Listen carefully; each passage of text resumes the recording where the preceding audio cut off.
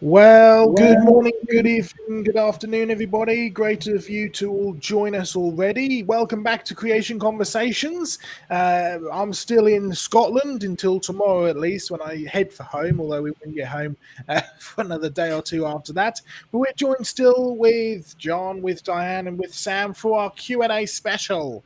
Of course, we'll be dealing mostly with questions from the past, streams that we've done, and questions have come in that we haven't had chance to actually deal with. And we always say keep sending your questions in, even stick them on the comments after, because we do keep a record of them and we will use them on Q&A specials like today. So we've got a whole list of questions to go through. As always, continue to send your questions in because we will deal with them live tonight, as well as any we don't get time to do, we'll deal with later on in the stream. But we're not just doing questions. I've got some fabulous fossils that I'm surrounded by at the moment that I've spent all day collecting. So we'll talk about those in a little bit. But John, Diane, Sam, how are we all doing? I'm well. Well, thank you. Good. John, I believe that you've got some rather interesting as well as spectacular new finds that you've had over at Jurassic Ark. Are you going to be telling us about that today? I certainly will, and I'm giving you a week's head-up notice, of course, for Craig Hawkins, our guy who runs our Tasmanian Museum. And just the good news is, in this last week, they've had their best week attendance ever. I mean, COVID is sort of on the diminishing. A few tourists are allowed from outside.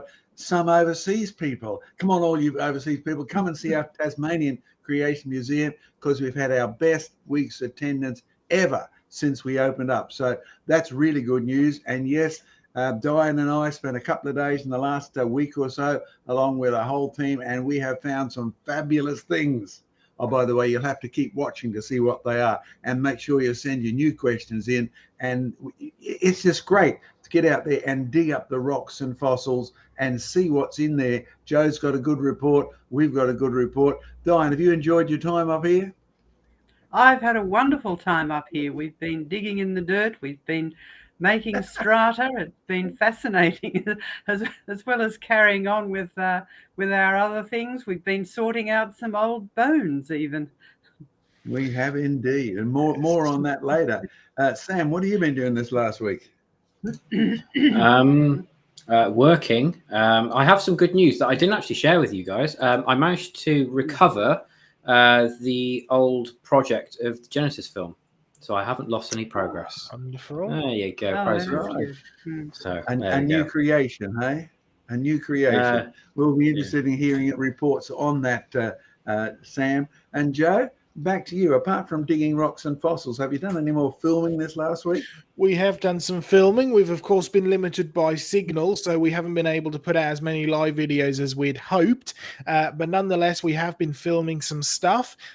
We filmed some rather interesting geology where you can actually see, well, we actually have a question on angular unconformities later, and what is an angular unconformity and what is a conformity to begin with. So we'll talk about that later tonight, both me and John, but you'll actually see evidence of an unconformity where in fact you're missing over 700 million years worth of supposed time. I mean, and the rocks literally touch each other. It's just around the corner from where we currently are. It's part of a huge, great big unconformity which is found pretty much all over the world. In this particular area of geology, you have the Lewisian gneiss, which touches the Torridonian sandstone, and they're two completely different rocks. They're supposedly several hundred million years apart, and yet they touch each other perfectly. It's really fascinating geology. In fact, at one place we went, there was actually a cove which you walk down, right? And the cove itself was not only at the boundary of the unconformity, the cove was also at a fault line. So on one side you had the Lewisian gneiss, and on the other side you had the Torridonian sandstone. So all sorts of interesting stuff that we've been filming and recording, and when we finally get it all together, we'll put it up over the next few days, so you'll get to watch it and see some of the stuff we've been doing, including some of the wonderful fossils. Just a couple of questions that occur to me in there. You've used words like Lewisian, you use words like gneiss. Now, to the ordinary shopper at Coles or Woolworths, these are not meaningful terms. Where do some of these names come from, and what do they actually mean, so that people can put it into context Yeah. there. So you'll find, first and foremost, a lot of rock groupings will have to do with where they were first found or what they're kind of made up of, in a sense. So Lewisian, the rocks that are found on the Isle of Lewis. I mean, that's where they were first found. In the Outer Hebrides, there's all sorts of different islands. In fact, you've got the Shetlands and the Orkneys and the Hebrides, lots and lots of little islands. And in fact, I believe we've even been invited over to Lewis at some point, John, to go and do some ministry over there. So we'll have to make sure we come over to you if we have any Lewisians watching this evening. But Lewisian, nice. Well, it's not spelt nice as in NICE. It's spelt GNEISS. So it's spelt slightly differently, but it's a type of rock which is sort of volcanic, sort of metamorphic. There's different interpretations about it, but it certainly seems to be a rock which has been molded and it's gone under pressure and it's gone under changes. It's certainly the result of major tectonic activity. Torridonian sandstone. Oh, this is a sandstone which is sort of on the Cambrian Ordovician. Both of those, by the way, are place names. Cambrian named after the old Welsh name, Ordovician named after the old Celtic tribe that lived in South Wales, the Ordovici tribe, right? So really does pay to know your history. It helps you with your words, right? But it's an enormous sandstone deposit. A lot of it's been eroded away by water and by ice. That's flowing water and by ice, because we had the big glaciers that come down here. And it actually makes things like, I mean, I'm standing here, the sun is going down. I'm sitting in my conservatory up in Scotland looking across, and we have the famous peak Sullivan just over there. We've got all the other famous peaks all going around to Stack Polly. We actually climbed up Stack Polly. You can watch a video of us doing that, and they are all Torridonian sandstone. It's a mixture of big cobbles down to pebbles, down to fine sand, so it's a big mess. And the point that we like to make is, if you've got a rock formation which is clearly laid down in water, it's full of cross-bedding, there's no doubt even amongst the secular scientists that the Torridonian sandstone was laid down in water. That water had to be flowing pretty fast because it has big cobbles in it, right? Big cobbles, well, rocks don't float. So to actually get them mixed in with everything else, it has to be flowing quickly. But also think about the scale, and the scale is twofold, because if you want a sort of a rough estimate, for every 1 cubic meter of sandstone you're dealing with, you're looking at least 3 times that amount of rock needed to be eroded away in the first place. So you need to have flowing waters to erode rock away, then you've got to carry it in a place, then you've got to bury it down. So it's all this kind of geology, the big picture of geology, if you like, that kind of brings this all in together. And we go through a lot of these different things in the video, which will go out at some point in the next few days. But yeah, so that's a lot of what I've been doing, and we'll show we'll bring up some of the fossil fish and stuff that are found today in a little bit. But John, do you want to start first and foremost and take us forward with your little bit that you've got? Sure. Yeah, we've had a wonderful couple of weeks. Thank you, Diane, for coming up here and enjoying a good old rock bash. And thank you to the volunteers who've joined us. You'll see our heading today, Real Creation Research. Now, of course, one thing that annoys people who are enemies of creation, who hate the truth, is the fact that when we do debates particularly, I love to get into an argument there, friendly, of course, if I can. And then when they make a point, I sort of reach into my pocket, you know, my famous vest of pockets, and I say, look, I've got one of those. Here it is. I've got 10 more at home. So real research, going and seeing what the actual evidence is. So you can see a lot more of this on our slideshows, on our website, creationresearch.net. Send in more Q&As or read our Q&A. Okay, what have we been doing? Well, here's Diane in the background. There's Clem. And there's a partially obscured Daryl. Daryl's our curator. And can you see the bit of apparatus we've got? What on earth is it? Well, I designed that to demonstrate one unusual point, and that is that when you have water moving, the layers are already in it. They're not in it because it's running downhill or anything. We start this machine with the water actually still. And do you see there's a little motor on the bottom? And there's a regulator. The regulator's a brand new addition, because we needed to actually test what speed the water would get up to if just the round tray that it was in started to move. And we wanted to put the sediment in because people are telling us, oh, the sediment only forms in layers because the water is going from A to B. Well, the water in this case was absolutely still. We added the sediment in, and then we turned the tray. Of course, we then discovered that we needed to find out what speed the actual rotary disc was moving. I'll give you a close-up look. The disc starts moving. The perspex, yes, circular perspex is not the cheapest on the planet. Putting electronic guidance in it, making sure we can measure the number of rotations, the speed, etc. Oh, do you notice something? We just dumped the sand in, and then within one or two revelations, that's wonderful, Joe. We're not into that sort of thing in terms of research. Within one or two revolutions, the sand has started to be organized. Yes, we've got our famous mineral sand and quartz sand there. So don't be surprised, it forms two layers. And of course, we can actually tell what the speed is. You see our fancy bit of equipment on the bottom? It actually gives us the rotary speed. It can enable us to slow it down. It's a continually graduated motor, so we can start from absolute zero and almost spin the disc off the planet if we want. That's why it's such a big, old-fashioned, heavy foundry wheel, so it's not going to tear apart. Interesting. Can you see what's happening to the layers of sand? They started out unmixed. Now look, they're sort of separating out into layers. You've got white layers, you've got black layers, and the sand itself, we just threw it in. We didn't stir the water, we've actually stirred the pot. Interesting. Yes, there will be frictional speed attaching to the water, but I was doing this originally to prove that the layers were in the water before you even turned it. And I'll tell you what, that's exactly what we found. There's the rotary disc still going. There's the perspex, you can see through it. You can see the fine dust at the top. But look what's happened to the bottom. Now, this was first noticed by our geologist, Liam Fromeyer, and he was standing there one day. He was interested in seeing, well, are the layers in the water? So will we all. Often, by the way, you get results you didn't plan. And this was one result we didn't plan. Now, many of you watched our strata machine. You watched our layers form. You saw our Fountains of the Deep program. Go back over, have a look at our website. The whole video is on the website if you like. Or Joseph, you've posted it up on the YouTube, correct? Fountains of the Deep. They can re-see it again. So yeah, yes. It's all up. It's all up and ready to watch. Good, great stuff. Now, do you see the actual shapes that are forming in here? Liam just went, wow, look at that. And then it disappeared immediately. Well, we've taken quite a while to say, did we see anything?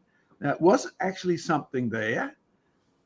And then we did it again and again and 50 times. We've done this maybe 100 times now. And there's a certain speed at which the layers don't disintegrate, but they actually become more reinforced. Can you see our same results as we get in the horizontal strata machine? You get layer upon layer, but something new happens. Can you see the landscape at the top? And so Liam and I and the others said, wow, how can we do this intentionally? So we figured out we needed to know what speed it was going. Enter a couple of our mechanics. Enter our electric engineer, Clem. Enter that nice, infinitely controllable, the old-fashioned electric motor at the bottom with controls. And can you see what we can do at different speeds? Now, what does that look like to you? There's black layers. There's white layers. Oh, and if you think it looks like the scene out of an old Western movie, you're quite right. Because in our horizontal strata machine, we just simply form layers. But in our rotary strata machine, where you get a section behaving like it is a section of planet Earth, you don't just get layers, you get landscapes that are absolutely beautiful. And so over the next few months, where we redesigned everything here and we removed every possible bump. Yep, you're quite right. Thank you, Murray, for your engineering skills, removing all the bumps from this. Thank you, where we could eliminate every option of causing these bumps except for the speed and the actual rotary motion. Now, I don't know about you, but it's not just Liam, our geologist, I mean, he's a field geologist, and he was amazed at this. I sort of run Jurassic Ark, and I'm amazed at this. Oh, and we're amazed at this as well. You see, last week, one of our young university students was there to help for the day. We'd found the top of this log before, but it had been raining for weeks, just gently. So the ground was lovely and soft. Can you see what young Cain has found? Yes, we've excavated this.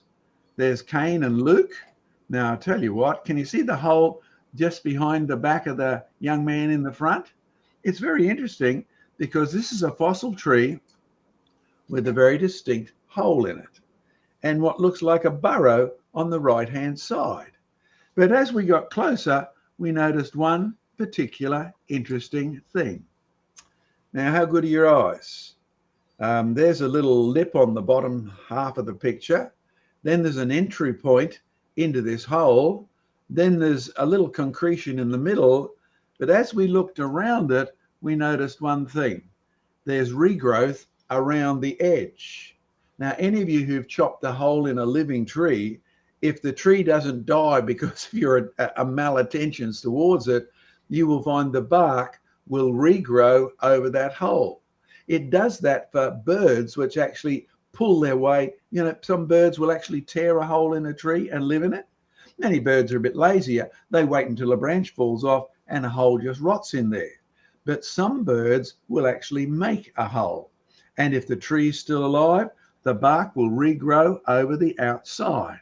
Now, we've stood amazed at this because, to be honest, it just looks like a bird-made cavity or an animal-made cavity in the edge of the tree, and the tree has stayed alive up until it got drowned and buried and perfectly preserved with the cavity in it. Wow, biological activity? We're continuing to investigate that one, but the one thing you do know is that hole was there when the tree was buried. The tree was growing while the hole was there. It's regrowing over the edges. Fascinating stuff. Jurassic, hey, I wonder what birds were up there. Was it a possum hole? What was it? Anyway, we found something absolutely unique. So thank you, those of you who've supported us financially. Make sure you use your super chat and super duper chat, all those things you can donate to. Well, because it had been raining the past couple of weeks, we actually had the most successful single day in the whole history of Jurassic Ark digging rocks. See where Daryl is? He's our curator. We keep him pretty busy, not just setting up rotary flumes, not just loading up horizontal flumes, but actually digging rocks. No, he didn't find that one. I go along with a sharp metal stick, you know, a steel one, about 3 foot long, a meter or so long, and I go poking through the ground until it goes clink, and that's how we know where the trees are. We have a metal nose, a tree sniffer. That's what I like to call it. And where it goes clink, we start digging the tree out. So Daryl does the start, and of course, there's me doing the end. Now, you notice how it doesn't come up above the ground? Wonder how long that's been sitting there just waiting to be found. Fantastic stuff. So thank you to those of you who've sent in your donations, because we do real research. Yes, I know you will find the skeptics say, oh, creationists just believe things. No, the first scientists believed things, and that's why they did research. We believe things, don't deny it. But you see, the choice you've got is to believe that which is right or that which is wrong. Now, if you're an evolutionist, you believe that tree sort of started out as a fungus, which started out as hydrogen. What a foolish concept. You see, there's no evidence for that. But if there's evidence here for trees having always been trees since these rocks were laid down, you've got it. We know what this tree is. It's one of the pine family. It has exactly the same characteristics. Oh, and it's good exercise for John Mackay, Diane Eager, Daryl, etc. Oh, and what's Diane doing? Well, there's Diane and Trish. Trish has been a long-time friend and helper of the ministry. Diane's been a long-time worker in the ministry. And the ladies were very busy that day. We've changed locations. And can you see what we were doing? We were sorting. We have lots of fossil trees, hundreds of fossil plants, thousands of fossil fishes, and we have gazillions of fossil bones, particularly from the Darling Downs. And their job was to sort these out. What's the long-term aim? Well, not only to pick the best ones, because I think I got out 5 big boxes of bones for them to sort out. They were looking for bones that were basically sealed off from the outside, like these ones. You see these complete vertebrae, ones without many entrances where rubbish could get in. And of course, our long-term aim is to run some DNA testing on these. Yes, we have a lovely big kangaroo skeleton. We have a marsupial lion tooth, and we have these vertebral bones and leg bones, and we're really interested in finding out about the DNA of our fossil marsupials. Or if you think marsupials are only found in Australia, think again. You find them, even our Australian type animals, I've seen them in Canada. You even find possums over there. You even find the things that look like platypus in South America and other places. So Australia is pretty unique, but we are interested in checking out the DNA from this. So can I encourage you? Your donations do help. I think I left extra space in there. Your donations help. So donations help, please. That'd be great. John Mackay, the secretary, is not the best typist in the world, but the real research actually gets done, and it's what enables Joe and Diane and me and Sam to defeat those who are merely inventing evidence, because our evidence is literally rock solid. Hope you enjoyed that, Joe. Take me back to the main screen now. Thanks very much, John. Great stuff. As our little sort of update there. Diane, do you want to do your little section before we move on to question Q&A and stuff? Yes, we've got a couple of things that we've sent out in our newsletter this week, our regular email newsletter, which you can sign up for. And we had two main items here. One was about trilobites, and the other one was about dinosaurs. So let's go to my slides here, and here we have a couple of trilobites from the Creation Research Collection. And there was an interesting story about trilobite eyes in the news over the last few weeks. And they do have these fascinating eyes. They have eyes which have lots of these little, they're a compound eye, but each individual one of those eyes is fascinating in itself. So if we go very up close, you can see here all of these little rounded facets here. Each one of those is a separate eye. And within that, there's quite a complicated structure. They're a bifocal eye. Now, Joseph, you wouldn't be old enough to have bifocal glasses. I am.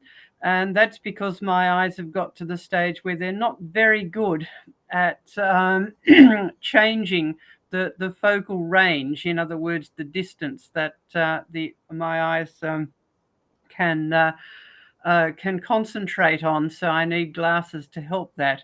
But trilobite eyes have this combined bifocal structure within their eyes, and that enables them to see close-up things, just like your bifocal glasses. One part of it enables you to read things that are very close, and the other part of your bifocal glasses enables you to look out to the big wide world, to see things far away. And scientists have looked at these trilobite eyes, and they've found that these animals could actually see things that were very, very close. And we're talking about sort of a few centimeters or a few inches at the most. But they could also focus on things that were a long way away. And they thought, well, this is really brilliant because these eyes are very, very small. They're made out of a mineral called calcite. Maybe we could design a camera system that worked in the same way. And because when you are trying to look at things which are very close up and trying to look at the big wide world at the same time, you've got a bit of a problem. You can't get them both into focus at once. Now, you can actually use this in photography, and sometimes it's an asset and sometimes it's a problem, right? And it's called depth of field. So here's a photo of a very little flower that's in John's greenhouse up in Queensland. This is actually, it looks like one flower, but it's actually a collection of very, very tiny orchids. Now, that whole flower would only be as wide as sort of 2 of my fingers. So it's really, really small. So if you want to take a good photo of this flower with all its detail, yes, you can get a nice photo of that, but notice how the background is blurry because you have this depth of field problem. If I wanted to see that flower and the background there, it didn't matter in that situation. You actually need to be able to focus on both of them at once. So that's where you need bifocals, but you would have to combine them in some way. And so scientists went back to trilobite eyes and they thought, well, the trilobite must have been able to do that because it has these amazing bifocal eyes. And so they decided to build a camera system. And here is what they said about it. And this is their words from their report, inspired. Now, notice that word, inspired by compound eyes of the trilobite, we design and construct. Now, what did they design and construct? Well, they used a whole lot of big words to describe it, but basically it was a camera system that could focus on close and far away objects at the same time. And then they added to that, they designed a computer algorithm, and there's lots of wonderful image editing and image analysis algorithms available these days. So they designed a computer algorithm which would bring the mid-distance objects into focus. So that would give you a very, very good view of close things, middle distance things, and far things without that problem with the depth of field, with things going out of focus. Now, notice they said we were inspired by the compound eyes of the trilobite, and having been inspired, they then designed and constructed their camera system. So that leads us to a question. Now, it took a whole lot of engineers and computer scientists to design this camera system, and it's really brilliant. It'll be used very well for surveillance and for scientific research of things like forests and landscapes, and where you want to look at individual organisms, and you also want to get a big picture of the whole ecology. Now they designed that system, and all credit to them. But how did the trilobites get their bifocal eyes and the brains that are required to interpret the images? You see with your brain as well as your eyes. In fact, you need all of those neural connections, just like you need a computer to put together your digital photos. Maybe we can just come back to us at the moment there, because I think that's an important. We see lots of examples of what's called biomimetics these days, where scientists are deliberately studying living things, but here they're actually studying a fossil thing, because trilobites don't live anymore, but because the fossils are so well preserved, we can actually see all of that fine detail within them, and then use that to design things that work in the modern day real world. So how did they think that the trilobite got this brilliant system? Because the optics involved in this are incredibly precise. Now, if you think about it, all of these engineers and scientists and computer engineers, they did a great job. They deserve the credit to it. Who gets the credit for the trilobite eyes? Well, it can't be the trilobite. It has to be something outside. So they admit they were inspired. Who are they giving the honor and glory to? They really should be giving the honor and glory to the one who designed the trilobite. And by using words like that, they are admitting that the trilobite was designed. They might not think so, but they really are admitting that. And so they are being dishonest. Anyone who looks at the trilobite and think, well, it just got there by chance random processes, is being dishonest. And whenever you see living things or fossil things being used to inspire some new clever piece of engineering, that is just irrefutable evidence that the original was designed by a smarter creator, because he didn't copy it. He worked in he invented it for himself. Diane, if I can just throw in a commercial here at the moment, because Yes. one thing that people don't appreciate about you or me or Joseph or upcoming Sam is that those pictures of the trilobite eyes, we took them ourselves, right? Because they are in our collection, and we deliberately go out to make sure we can go to a fish quarry or a fossil quarry and have our own specimens, and there's no copyright problems or anything. So when we did this DVD, Demolishing Darwin and Dawkins, if you enjoyed the pictures of the trilobite eyes, the trilobite in my collection, etc., the photography we did, there's no difficulty with people saying, I'm going to sue you for copying this out of Scientific American. No, we didn't. We actually took the pictures ourselves. We do it deliberately because we stand amazed too at the brilliance of it, don't we, Diane? It's just unbelievable. Yes. And Sam, if you'll tell them where they can get this as a MP3 or a download, Demolishing Darwin's North, it is available globally. Had a request yesterday for a video of this from the USA. I'm sorry, post-COVID, it's getting impossible to ship videos around the world. Download them as MP4s or SP, whatever you call that new technology. Stream them, yes. Streaming, that's right, yes. My old brain doesn't cope with that. I still remember discs and tapes and things like that. But in reality, you'll find the technology of this pales into insignificance compared to trying to rebuild a trilobite eye and then build a camera based on it. So great report, Diane. How do they get onto our mailing list? Just through our normal website. You go to our main website and there is a link to a page there. You can just sign up for it. As I said, it is free. There's also I'll put a link in the chat, Diane. Sorry, what was that, Sam? I'll put a link in the chat, Diane. Oh, thank you. There's also a question about the structure of trilobite eyes on our question and answer site. One of our great friends of creation research, Professor Andy McIntosh, who is an engineer, has actually written a very interesting answer about the internal structure of trilobite eyes and how they're put together. We've known for a long time that they've had this brilliant structure. And so these scientists who built this camera system have built on that. And, you know, that's good that they've done this, but they should be giving the honor to the original designer of the trilobite. And this is part of our mandate to look at the Earth and to use the resources wisely. But if we're to do that, we also need to give the honor and glory to the one who designed all these brilliant things that we can see around us. Amen.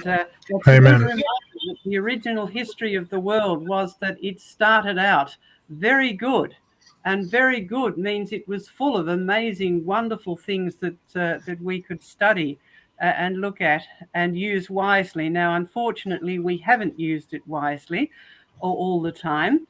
There is lots of evidence of good things that are still in the world that we have misused, but then that's part of the degeneration of the world. And so we've got another story about the degeneration of the world with dinosaurs. If we can go back to the slides now, Joseph. This was our other story in the newsletter this week about diseased and damaged dinosaurs, or if you like, our headline that we actually used in the newsletter, limping, lumping saurosauruses. Yes, dinosaurs did suffer quite a bit from the degeneration of the world, and so we've got three examples here. One was a dinosaur that was limping. Now, they didn't actually find the dinosaur itself. What they found here were some trackways, and they carefully looked at these trackways, and they took some laser scans of them, which is why you've got these very highly colored sort of pictures of the trackways here. And they also followed this trackway, and they found that it had rather wide steps with a set of equally deformed left footprints, so they could distinguish left, right.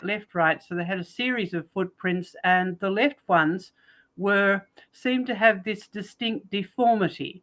And they decided that that was due to one of the digits, one of the toes, being dislocated.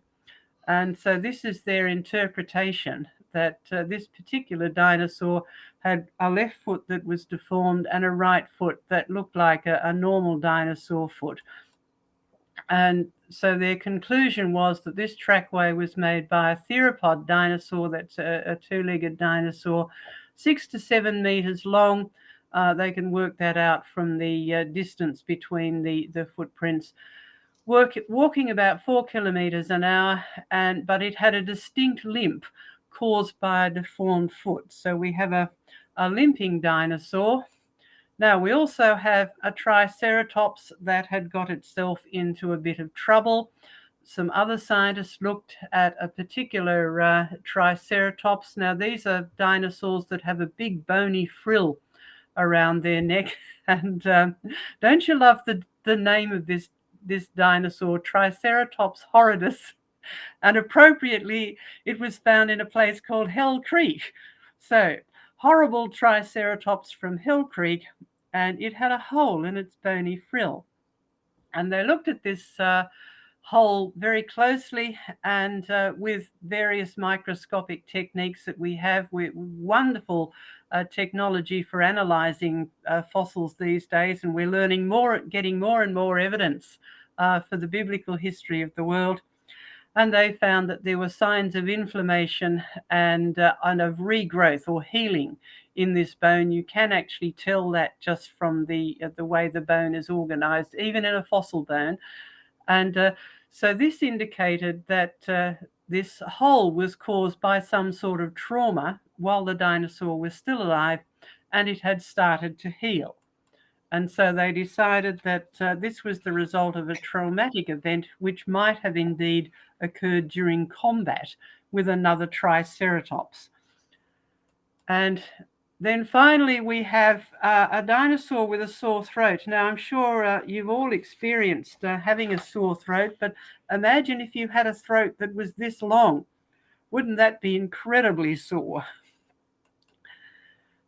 And this was a study of some long-necked sauropod bones. So these very, very long-necked dinosaurs, the classic Brontosaurus type dinosaur. And it was dated as being late Jurassic. So that's about 150 million years ago, according to the evolutionary timetable. And they looked at its neck bones, and they found, again, we can look at fossil bones with good microscopic techniques and biochemical techniques and find out all sorts of fascinating things about them now. And they found some unusual bony protrusions in the regions of these bones that could have been penetrated by air sacs. This is bones, dinosaur bones sometimes have these hollow spaces in them, which may have been air sacs. We're still not sure. But anyway, they certainly did have these unusual sort of bony protrusions or bony growths in them. And they decided that this looked like bones that had been affected by a fungal infection, which does occur today. It's called aspergillosis, which is a type of fungus. Now, it gets into the body originally by a respiratory infection, so by a nose, throat, and lung infection. But after that, it can spread to other parts of the body, and it will give whatever animal has been infected by this particular fungus. It happens in birds and reptiles today, and they end up with a sort of flu or pneumonia-like disease, and it can go on and on and on for a long time and cause weight loss with a cough and a fever and difficulty breathing. So it's not very nice. It's pretty nasty. But remember, they said this dinosaur lived 150 million years ago. Well, all of these dinosaurs supposedly lived tens of millions of years ago or hundreds of millions of years ago. But really, when did they actually live, given that the real history of the world is from the Creator, is that it started off perfect, everything was very good, and then something happened that caused the world to go downhill. So if we can go back, that's the end of those slides, Joseph. If we can go back to us now, because this is an important point for those who want to believe that the fossil record, including all of those diseased and damaged dinosaurs, that the fossil record is somehow the history of life on Earth over millions of years before human beings came along. But disease and trauma and and deformity are not good. But the world started out very good, and it's going downhill. There's been serious change in the world, but it's not evolution. But if you want to believe that God created the world by evolution, you've got to take into account all of this evidence of fossil disease. We don't just see fossil design, we see fossil disease. And all of those things only came into the world after sin came into the world, which means mankind was already here. So those who want to put together evolution and the Bible, it's a fool's errand. It's not going to work, because you've got two histories of the world that are completely incompatible. And a few years ago, a man named Dennis Alexander wrote a book called Creation or Evolution, Do We Have to Choose? And that was his theory. Yes, we do have to choose. And if you claim to be a Bible-believing Christian, you should be choosing the Bible. And it is the opposite of evolution. And in fact, it's an insult to the Creator to say that God created all of these amazing things with disease already in them. The disease came after man sinned, after the world was cursed, and things are changing, but they're going downhill. And if John or Joseph or Sam, if you'd like to add to that, or if you've had any comments. I'd just like to add one little bit, just another Yes. example. I can't take credit for it as much as I would love to, because it's one of the more spectacular things that we've ever found. Although it's actually it's not very big. It's only about that big. It's quite small. Credit has to go to my mum. First ever trip to the Isle of Wight, down on the beach looking for dinosaur bones. Our mum found what was an rather unusual looking bit of dinosaur bone. It was only, like I say, about that long. It had some curvature on it, and it had a large and funny lump. And we took it into a local dinosaur bone expert working at the big museum, the National Museum down there. And he said, what you actually have is a piece of iguanodon rib. You can see the curvature in it, right? But he said, what's interesting is you can follow the curvature, and then the curvature suddenly bends sharply. And you've got a large lump of bone material all around the bend. He said, this is an iguanodon rib, which the iguanodon has broken. This giant dinosaur has broken his rib, and it's been done while he's still alive, because the rib has then been able to heal. And that's what that lump was on the side. It was a massive bone material that's actually there. Can you imagine the kind of pain that a broken rib on a massive, great big iguanodon is going to be, right? So you've got another great example of an injury, a real injury, a very painful injury that the dinosaurs then had to cope with. And I mean, if you break a leg, it's quite bad, but you go in and they can put it back together again. But if your bone starts to set wrong, they have to actually re-break it and put it back together again properly. Otherwise, you'll actually be worse off with your healed out. And this definitely wasn't healed in the best way that it could have been, because it had a huge, massive bone around it. So it's another example of pain, suffering, and then ultimately death, because the one thing you knew about that dinosaur is it wasn't alive anymore, which all happened millions of years before Adam was on the planet, if you want to try and marry evolution and the Bible together. And it simply doesn't work, because scripture is explicitly clear that pain and death and suffering only came about after Adam sinned. It's the same point that we make with the thorns. Yes, that's right. And in fact, all of our collections, we've got examples of diseased bones in all of our collections. I've seen them in other people's collections. I've even seen them in public museums, and they admit that they're either disease or trauma. I'm just going to have to turn something on here with my computer. Something's gone gone off. That's all right, So Diane. just a moment. I'll give an Carry on. example of one of my finds.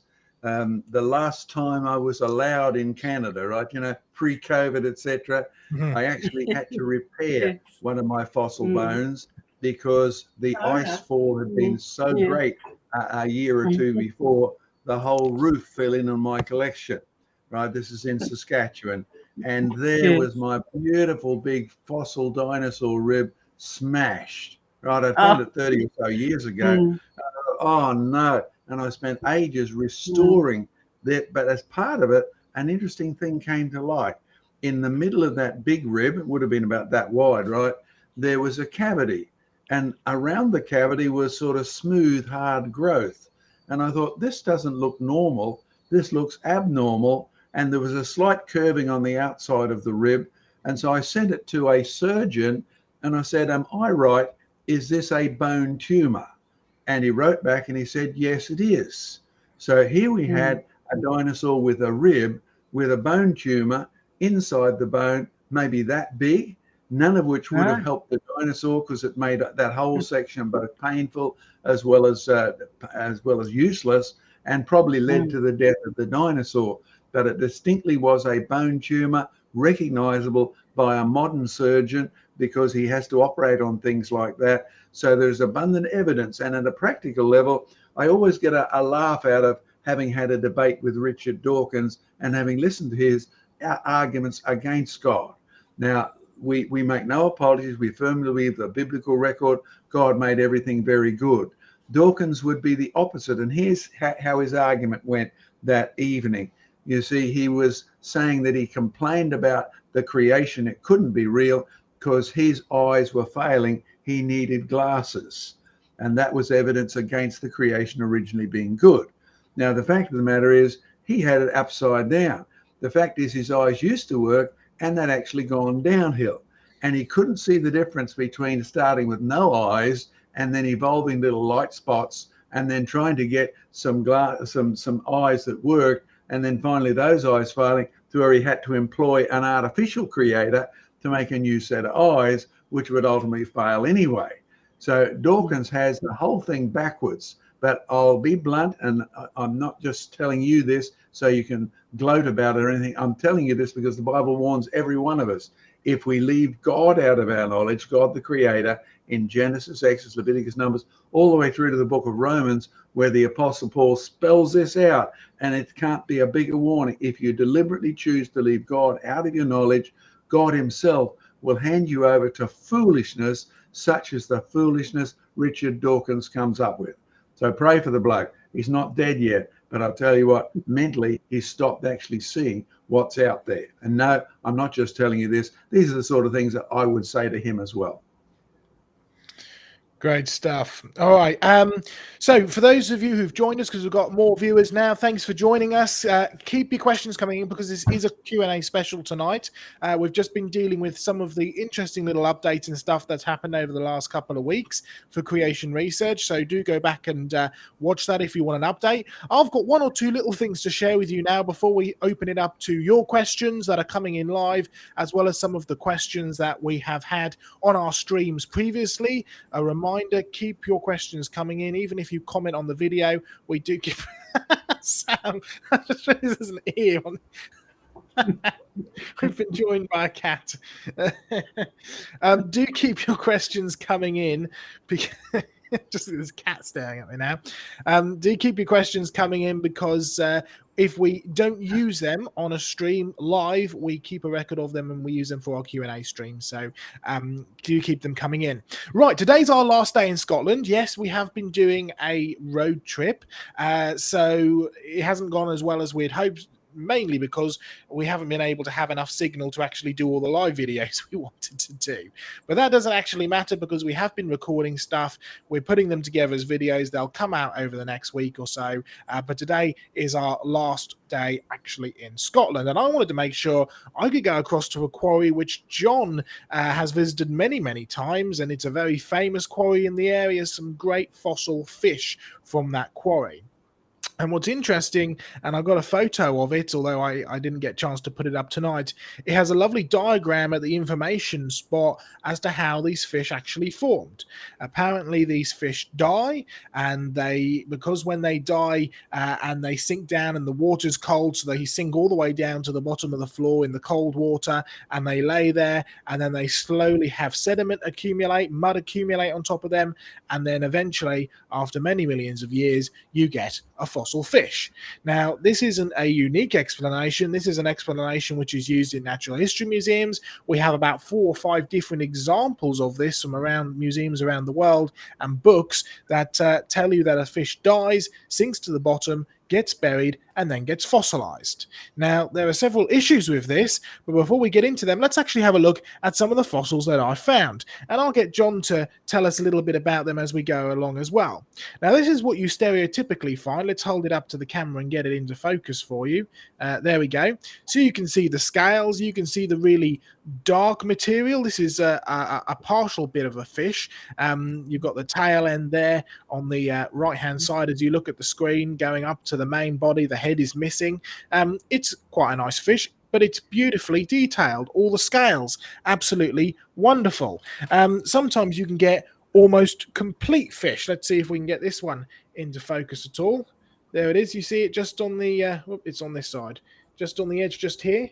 See if we can get the light right. There we go. That's a little bit better. Again, a whole set of scales. We've got many, many other examples, including for some rather bigger ones. See, sometimes you just find a whole great big chunk of them just like that. Let's get that in focus. There we go. See all the scales? Absolute beautiful detail. Not a single scale out of place. I mean, fish, when they die and they start to decompose, they start to go a bit fuzzy as the scales lift off the body, as the fish begins to ferment and rot. It all gets fuzzy and yucky around the edges. Yet all of these scales are in pristine condition. In fact, this, and I would have loved to have found this entire fish, but you can see the scales and a little bit of the fin. This whole block is just a huge, great big scale block. Absolutely enormous. You've got a head of a fish. That's a real nice one there. If we get into focus, there we go. That's a head of a fish. And one thing that I noticed because I've got many, many other specimens than what we've got and are showing you just here tonight. And I've even got the specimens which John Mackay collected. And we were just talking about this before the show. It certainly appears that most of the fish's heads are actually bent to one side. All right, 2 more things to show you. A great big slab, which when you split open, I mean, these are quarried in order to make flagstones, like big paving slabs and stuff, and they're really good for that. But when you crack them and split them open, this is the kind of thing that you can find inside. Let's hold that up to the camera. There's almost a complete fossil fish in there. Oh, this is the head up here. It's just missing part of the head. There's the backbone. There's a bit of a fin there. Goes down into the tail there. This will clean up quite nicely, and you'll be able to see it much clearer once it's all sort of prepared and cleaned up. Beautiful, great big whole fishes, not parts of fish in terms of bits being taken out or chunks or eaten. This is a complete fish. All right, final thing to show you. And this is something which I observed pretty quickly. A slightly different type of fish, or not different type of fish in the terms of the. Let's see if we can get this into focus for you. There we go. Yeah, that's better. That's good. White smeary stuff over it. You see, when I collected this was slightly wet, and it was also iridescent. It had a wonderful sort of array of rainbow colors, and really the only way that I could describe it is, if you've been filling up your your car with oil, and you drop a bit and it falls through the engine and lands on the floor, and the floor's wet, tarmac's wet, and it spreads out and it's all shimmery and it's all iridescent with rainbow colors. That's what this fish was doing when it was actually wet. You see, one thing that we knew for sure when we found this is that this fish is full of oil, fishy oil. In fact, you shouldn't be surprised, because there's documents all over the world, even from the ancient people, of splitting open fossil fish and it stinking like rotting fish. Yes, these fish certainly do have what we could call original biomolecules or organic tissue or soft tissue inside of them. So there's some great experiments that we can do with that. But John, before we talk about some of the issues and how we think these fish were fossilized, you've visited this quarry many times, yes? I certainly have. And I'll just comment on your smelly bit first, because the oldest record of finding fossil fishes goes back to the second sort of century AD, Bishop Eusebius, and he records the smell on top of the mountains of Lebanon, and it's full of fishes. And he argued this is one of the evidences of the big flood.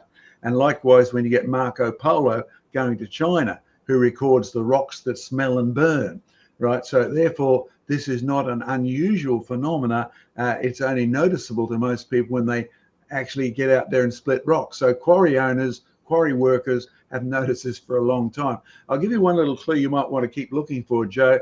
The smallest fish I found there was an embryo about this long, just sort of hatched out.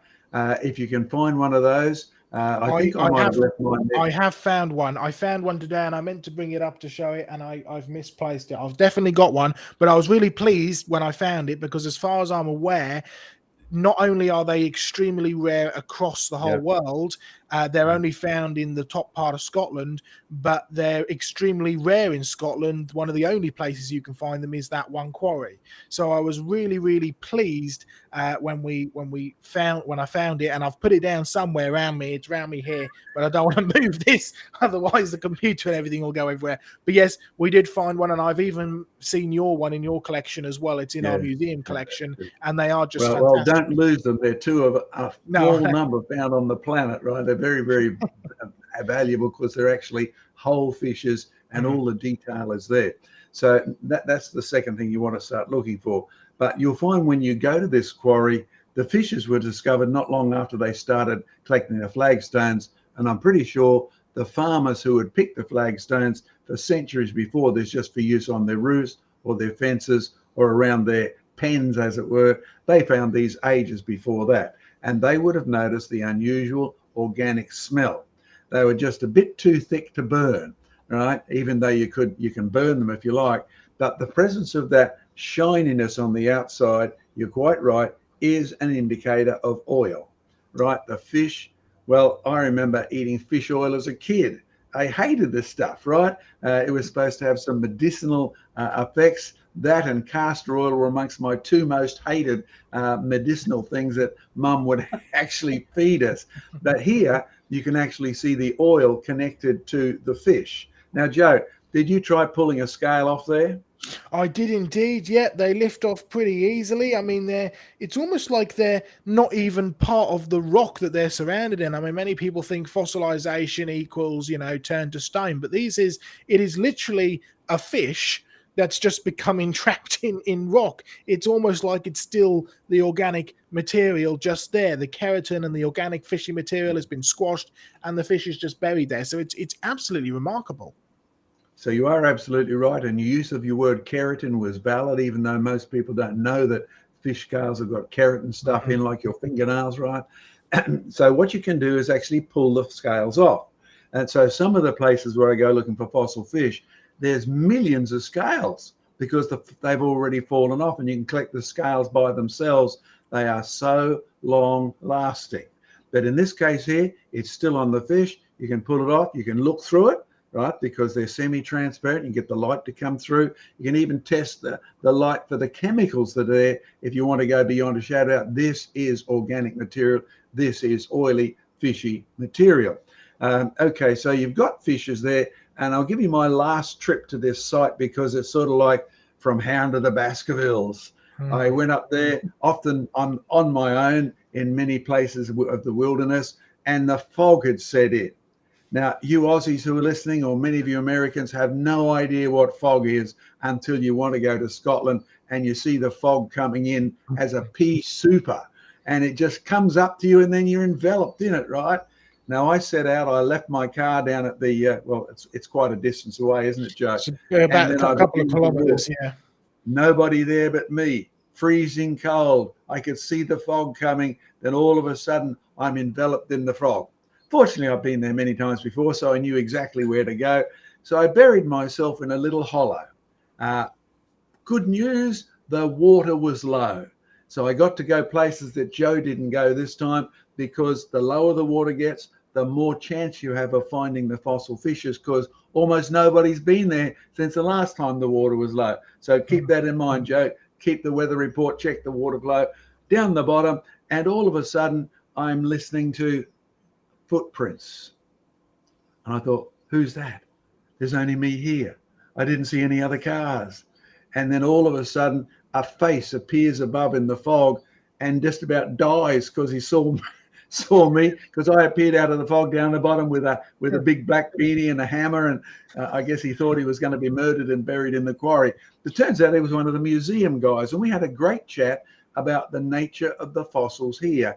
Rapidly buried, gazillions of them, a dump deposit. But the problem with the explanation, you still see it in museums: lived, died, fell to the bottom, slowly got covered. That's what his estimation, my estimation of most of the stories in the museums are. And yet, as you showed people, fishes with scales still on, there's something very wrong with the story. Those fishes could not take a long time to be buried. In fact, you know very well, because you spoke to an expert on what happens when fish live and die and fall to the bottom in cold water, because that's what it is, isn't it? It's pretty cold. Tell us that, Joe, because people need to know that at this point. Yeah, so 9 times out of 10, if you've got a fish, and most fish contain swim bladders, which are sort of inflation devices to make them go up and down, right? Some fish don't, like sharks, but the majority of fish do. And in the majority of cases, if your fish dies in normal sort of warmish, and by the way, warm, we don't mean warm as we would put our fingers in and think warm. We're just talking about not the freezing Arctic seas, right? But if you're in a warm kind of sea environment or warm water environment, normal temperature environment, the fish will bloat, float, and be destroyed, right? It will not sink to the bottom. In some conditions, very, very cold water, for instance, the fish will sink to the bottom because you don't get a chance to actually inflate the swim bladder. And other fish, of course, like sharks, don't have a swim bladder, so they also sink. And the argument is, well, therefore, fossilization must be extremely rare anyway, because it takes such unique conditions for the fish to actually sink to the bottom and very, very slowly be fossilized. It's a slow accumulation of sediments. And I actually spoke, it was in Australia, to a fish farmer who kept his fish in cold water tanks, right? And he said, you know what, after I'd given my presentation, he said, you know what, you're absolutely right. In the cold water, the fish sink. And it is a race against time to get that dead fish out of the water before it contaminates the rest of the pond, the rest of the tank, right? Because there is a fungus, or various different funguses, that actually reside on the bottom of the tank or the bottom of the sea or the bottom of the water, and they are designed to actually destroy hard to destroy things, right? Like silica-rich seaweed, like keratin scales. Keratin, like your fingernails, we've already mentioned that, right? It's an organic material. It produces the scales on a fish, right? And this fungus will not actually come up from the bottom and grab hold of this fish that has sunk down. It will actually anchor it. So even if the swim bladder tries to inflate, it won't float. It anchors it to the bottom and it destroys it within just a couple of hours. And we've done this presentation many times. The point is, 90% of the time fish float and get destroyed. The smaller percentage of the time that they sink to the bottom and prepare to get slowly buried, they just simply get destroyed by the things that are living down there, fungus or bacteria or otherwise. So if you want to get fossil fish, you need to have it buried very quickly indeed. In fact, these fishes here were buried in the old red sandstone. Now, I've followed the old red sandstone all up and down the United Kingdom, right? It's a very famous deposit. It's a very large deposit as well. So this is, again, a very large flooded deposit, no doubt about it. Okay, do you find any other sorts of fossils there, Joe? There was records of plants as well. I didn't find any plants. I tried to find some plants, but up on the board they did say occasionally plants can be found here. Of course, plant is another indication of a flood, land plants, sea creatures buried together. Arthropods can be found there. They're extremely rare, though. I didn't find any. There's a few mystery fossils, which I'm not too sure what they are. Possibly burrows or possibly parts of fish or something. We need to go through and dig through them and try and sort some of them out and see what we've got. But I say I've got far more than the things that I've just got sitting here. We haven't got time to go through them all. But yeah, that's what I've been up to. We've pulled together some great video footage, which should be up over the next little while. Before we go into our questions and answers, by the way, I just want to show you a little video. It's just a minute long. Now, one of my passions, sort of little sort of on the side passions, is not just going out and obviously doing the fossils and stuff, but also seeing the wildlife. I've been fascinated by wildlife and God's creation for as long as I can remember, and if I can, I love to take photographs and I love to take film of it. So it's a very short little film of some of the wildlife that we've seen around here. This has been taken on a camera with a 3000 millimeter focal lens, so that's about 125 times zoom or something like that. So it's pretty good for what we've captured. There's one little sort of wobbly bit in the middle, which you'll see one of the birds on the water. That's because I was quite excited to see it. It was actually a black-throated diver, which is fairly rare. They're only found up here in the northwest of Scotland, and during this time of year, as they're starting to get ready to breed, there's only around 200 breeding pairs in the whole of the northwest Scotland. So it was quite nice to be able to see that, but it was right out far on the water, but we managed to get a little bit of it. So enjoy some footage of God's great creation and some of the stuff that we've seen over the last little while here in Scotland, and then we'll go on to our questions and answer part of this evening. So get your questions in.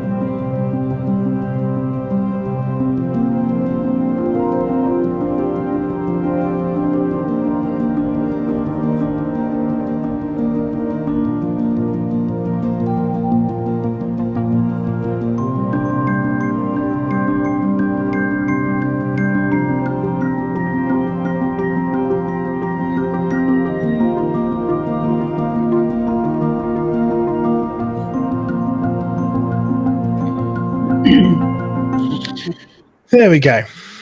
Oh, that was lovely. Thank you. So there's, you had some ringed plover, and you had some shag, and you had oyster catchers, and you had there was that little sort of blurry bit in the middle of the black-throated diver. But just some of them. We've got some more footage as well, which we'll put up. But I just love being able to take the camera out and sit in the morning and have a wander around and get some nice footage. So we got some good photos. What type of deer are those? Those are red deer. and I used to work as a sort of a zookeeper, as most of you know, and we used to do deer safari, so all my deer facts are coming flooding back, but very quickly. So red deer are one of the 2 native deer that we have in the UK. It's red deer and roe deer. All the other ones are introduced. So yeah, they're the largest deer in the United Kingdom, and they are the 3rd largest deer in the world.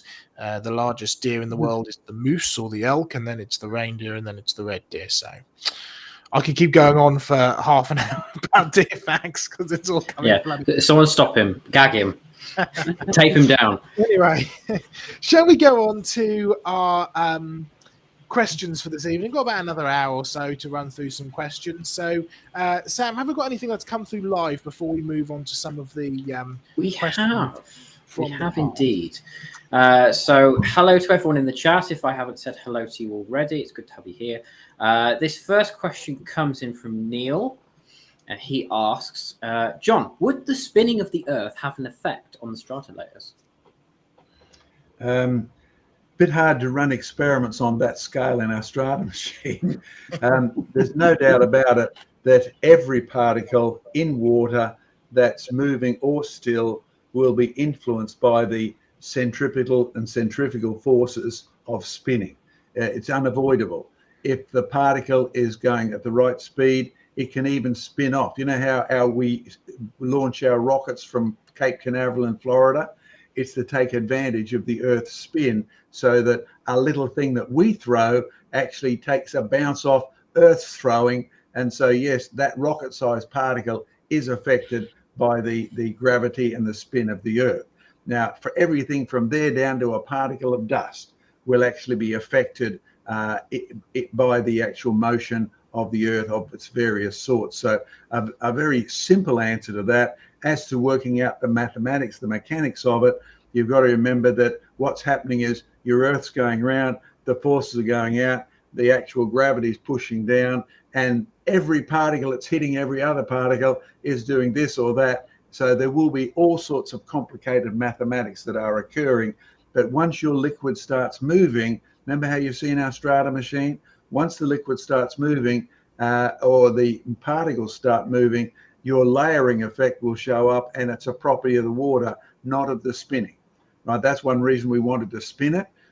We found that the layers were already there, and you were spinning the layers that already existed. So the actual spinning does not make the layers. The layer are a property of water, whether it's going horizontally, whether it's going laterally, or whether it's spinning round and round. The layers are a property of the water, and we need to get this into our heads. It's hard for those of us who don't work with water all the time to come to grips with it, but the water engineer I spoke to was adamant that it's not the pipe that he works with that causes the water to layer. The layer is actually in the water, whether the pipe is round or square, whatever. The layers are a property of the water. Spinning them may shift them further apart or closer together, but the layers will be there. Fantastic. And also, I forgot to mention, thank you, Neil, for the 10 British Buckaroos. Thank you so much. It's very much appreciated. Your contributions do help us greatly. So Neil also sent another question in. He said, what environment would a trilobite live in? Joe, do you want to have a go first? Okay, trilobite, from what we know, they are marine creatures, and they are sort of semi-sediment marine creatures, in the sense that we often find what we call their nests, which weren't really their nests per se, but it's kind of where they would dig themselves down into the soil and kind of sort of semi-cover themselves up. So they're definitely bottom marine dwellers on the ocean floor, probably part of the ecosystem down there that's used along with like crabs and lobsters and the like. They are the dustbins, the vacuums of the of the bottom water world. They're eating up all of the dead stuff that's floating down, whether that be fish scales as they've periodically shed them and they've grown, whether that's been old kind of, because you've got to remember, even in a very good world before there was death and destruction, there was still growth. There was still replenishing of things. There was still, plant material and stuff that would end up down on the bottom of the seafloor that would need clearing up. So you still need a cleanup. In fact, the good working of a cleanup or the good functioning of cleanup creatures is an indication of a very good world where you need still that kind of smooth functioning side of things. So anything to add to that, John? Yes, some of the fossil trilobites in our collection, you've got the trails of them with their little legs sort of moving along, and then the trilobite is at the end, it's trapped. So you've got a fossil trail where all the evidence points to it walking along the bottom, and then you get a rapid covering up, so the trilobite is stuck in mid-motion. It can't move any further. You come with me to Kangaroo Island or some of our famous trilobite places, and you will see shapes in the ground that look like, for those of you who are fishermen, stingray in Australia. I fished for stingray and that, and you can tell where they've been because they leave these hollow puddles where they buried themselves in the sand, and then they'll grab their prey or whatever, then they'll take off again. Trilobites couldn't take off too well, but they certainly leave many casts, and the reverse side of them is buried in the sand. Then they'll move on either with jumps in swimming, or they move on by walking over the mud. So they definitely seem to be mostly bottom dwelling creatures. And in fact, the structure of their eyes would indicate they could see that way, that way, and that way, and some of them that way. So they were well designed to see, there's a bit of food falling down behind me. Let's turn around and go and get it. There's a bug coming from this side. They are marvelously equipped for sort of almost 300-degree vision above and below. Great stuff. Sam, you're back. Any other apologies, my browser crashed. And so it was a mad panic to try and get back. Unfortunately, I've lost the questions on here, so I can't put them on the screen. However, I do have them on the YouTube chat, so I can read them out. Okay. Neil followed up saying, dead fish float, don't they? Yeah, 90% of the time they will float. As we said, if they're in normal water, 90% of the time, if they've got the swim bladder, they will bloat and float. If they're in unique conditions or they don't have the swim bladder, they will sink, but that's still no help because they just simply will be destroyed. Yes, as a fisherman, I'll vouch for that. If you catch a shark and chop it off the line, it sinks. Right? If you catch it and you don't bleed it straight away, it stinks. Right? You don't eat it after that because sharks balance their position in the water by the use of urine, an ammonia sort of compound to give them chemical balance with the seawater. Other fish exude salt, but either way, they will sink. If they don't have a swim bladder, they will float if they do, unless, of course, they've got an infection in the swim bladder, and then they can sink. Sometimes you've seen them, fishermen have caught them, thrown them away, and they'll immediately flip upside down because often they tend to bloat themselves as an escape mechanism, and they'll simply float around on the top. The ones our kids in Australia love, we call them toad fishes. They use swelling up as a frightening mechanism, and then when they think you're not looking, they deflate and sink again. Quite interesting behavior, but they do float. Great stuff. My dad is in the chat and asked a question. When we talk about rapid burial, how rapid is rapid? Joe, where you go? All right. Well, your first point of determining how rapid is that it has to be before there's any chance of decay.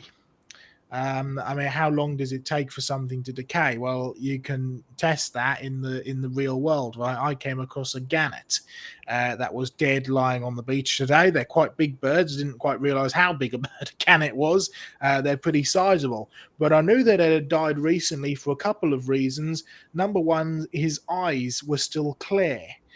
one of the first indications of how long something has been dead for is whether or not their eyes are clear or not, because they tend to go foggy and glazed over, right? Well, the eye was clear, it was still limp, rigor mortis hadn't even really set in, because you can poke and prod it and see it, right? So rigor mortis is when all the blood drains to one side of the body, and of course it's not moving, it's not flowing anymore, and so you go really, really stiff. So I figured out this was, or I reckon this was probably a bird that had died in the last 30 minutes or so. It was still fresh, it was still warm, right?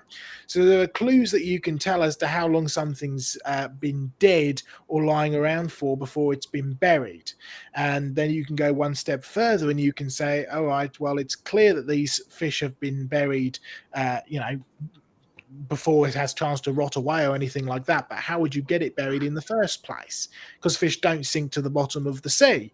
So if you want to get this concentration of fish buried, you actually need to have a mechanism which can catch these fish up and then bury them. In other words, these fish were buried while they were still alive, right? And you find plenty of evidence from the fossil record that these many other creatures were actually buried alive. From the trilobites that are found rolled up, right? They were frightened, so they roll up and they're buried like that. From seashells that are still buried closed, so they haven't had time to die and open, and that only takes an hour or so. So you'll find plenty of evidence that these creatures were actually buried almost instantaneous, because they didn't even have time to die before they were buried. I've got a set of trilobites in my collection where you can actually see the trail, right? So it's not just the tracks. The actual trilobites are still in a row. They're following one another. But the further along the row you get, the more rolled up they become, because the ones at the back were just overtaken like that, right? So they didn't even have a chance to roll up. The next one's along, maybe 4 or 5 centimeters along. The back has started to roll under.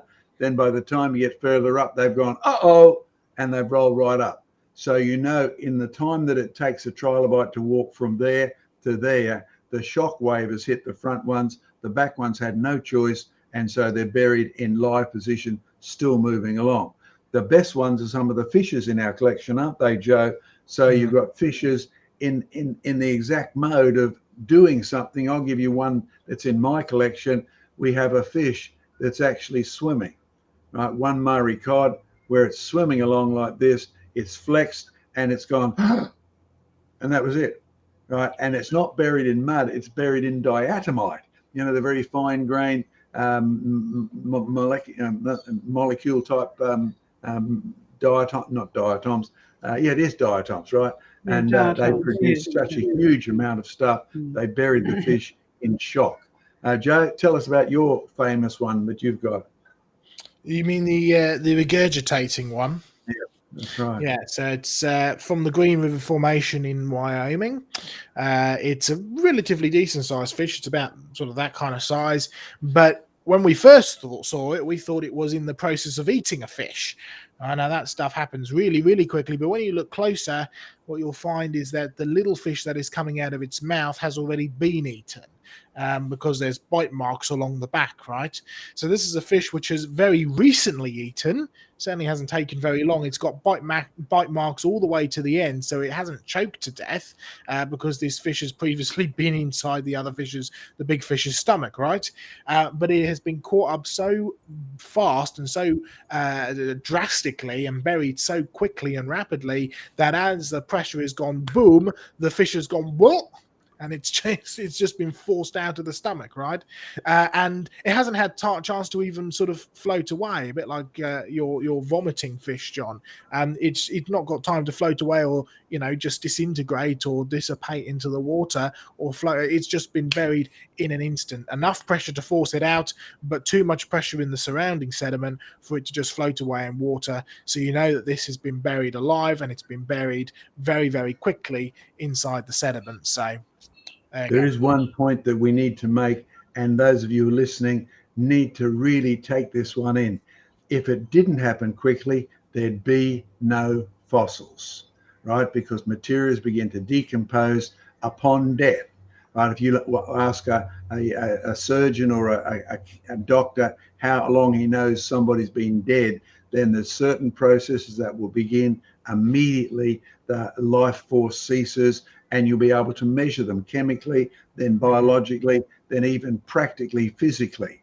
In the case of the fishes, if you had no instant burial, you will have no beautiful fossils. It's as simple as that. And so that's why we'd encourage you, support our museum projects around the globe. As I said, the Tasmanian one has had the best week ever. Praise God that COVID is sort of slowing off. Our Queensland Museum, Jurassic Ark, is doing brilliantly with research. Joseph's got some great plans coming and some fabulous specimens, but the world needs to see and hear the whole story. What does the scripture say? The truth will set you free, because the lie of evolution sidetracks you from the one who is the truth, Jesus Christ. Great stuff.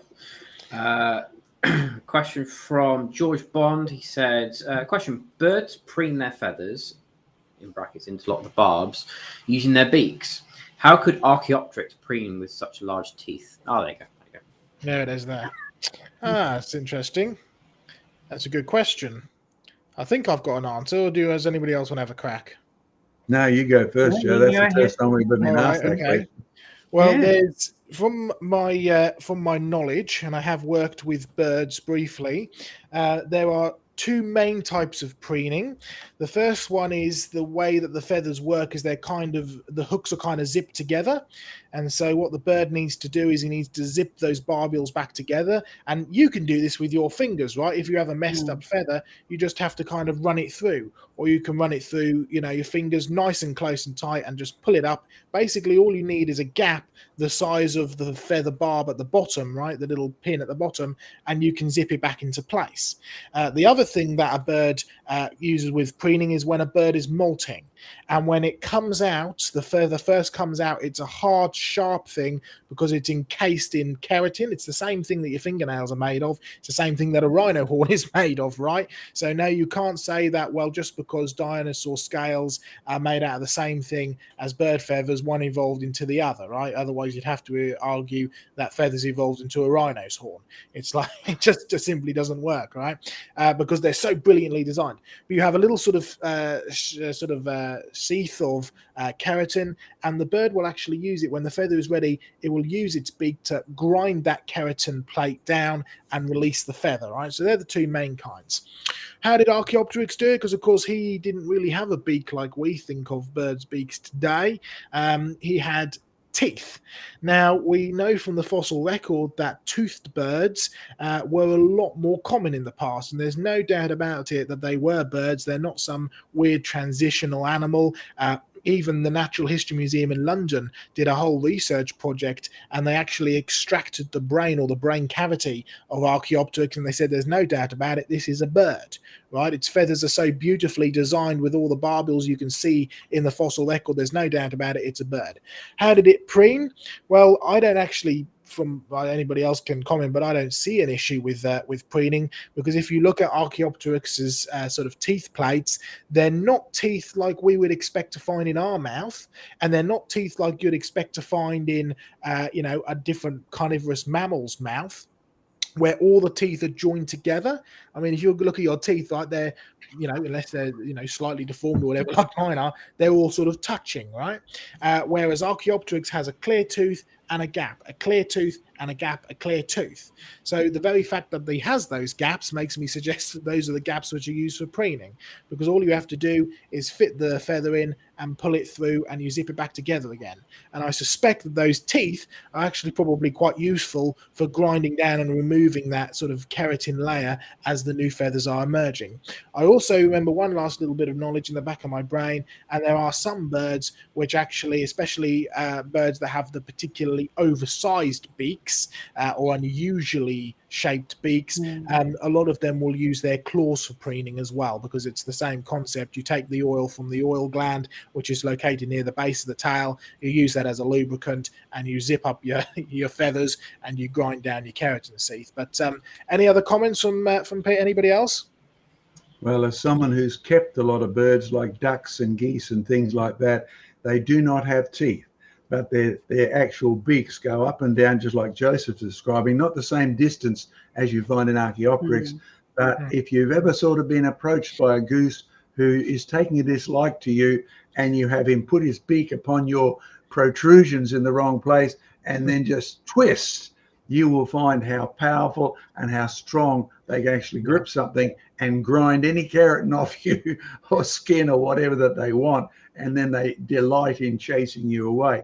So they do have actual powerful beaks. They have a grinding mechanism they can utilize. So no trouble with or without teeth. You just need a substitute for the actual efficiency of the process that you're doing. Diane, any comments from you? Well, if you look at some of the Australian parrots, they have a very sharp sort of almost like a prong on the end of their beak. The other interesting thing is some big birds like pelicans have, huge long beak, but they're still able to preen their feathers because they do actually have, as John said, their beaks are not completely smooth. They do have jagged edges, which you can't see until you get up close to them, or they try and bite you, and then you do know that they do have jagged edges.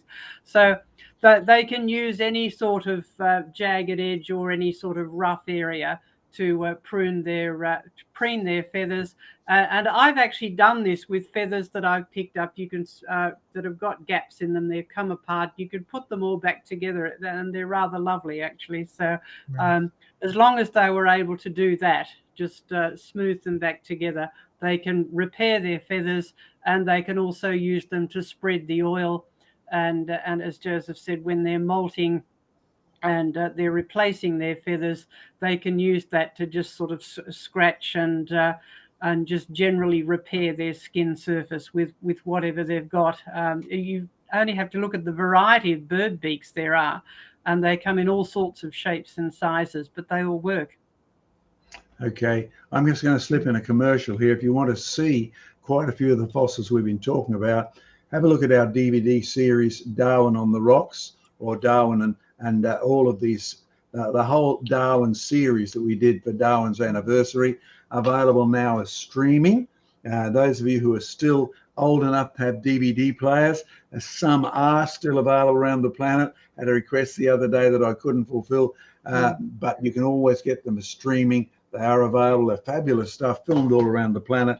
Since we've mentioned dinosaurs a few times, have a look at the series that we did for David Reeves, and have a look at David Reeves' channel. You will find this one here, Dinosaurs Down Under, Jurassic Ark. You can see a lot of our Jurassic Ark and see the material. So get those videos, share them with friends, get them as streaming, and make use of the resources that are actually available. And don't forget, Sam, tell them where they can actually super chat, over chat, under chat, or whatever other sort of chat they do that supports the ministry.